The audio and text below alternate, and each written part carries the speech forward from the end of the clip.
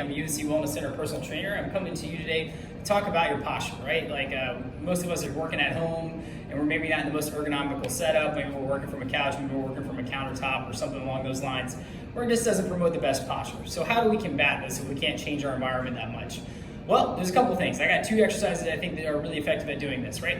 The main concerns are the front part of the hip and then obviously the front part of the shoulder, right? Those are the 2 parts that are getting rounded and shortened, okay? So those are the ones that we want to address. So to address the hips, my favorite one to do is just a half kneeling runner stretch. The key to this though is to make it active and not passive, okay? So what I mean by that is most people just sink into a stretch and let things, kind of work, right? Sometimes that's good, but I think there's ways to make it a little more effective and maybe make it more worth your time, is by contracting that same muscle you're stretching, right?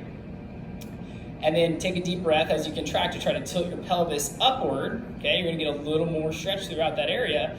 And then relax it, and as you relax, squeeze the backside muscle, which is your glute, okay? Hold that. And then this is like contract, and then relax, and then squeeze, right? And that's like a good little combination to create a little more length throughout that hip flexor area, just to kind of reset that pelvis a little bit to get you out of that desk chair posture. And then you just do the same on the other side, right? You're gonna contract that muscle, try and tilt that pelvis up while your hands overhead, right? And then relax, squeeze that glute a little bit on that side, okay? As you sink into that hip. All right, and then same thing, contract, try to tilt that pelvis up, and then relax, right? You're gonna get a little deeper in that stretch. All right, so the one for the upper back or shoulder area that I like so much is I like to use gravity to help this one. I like to get on my back, okay?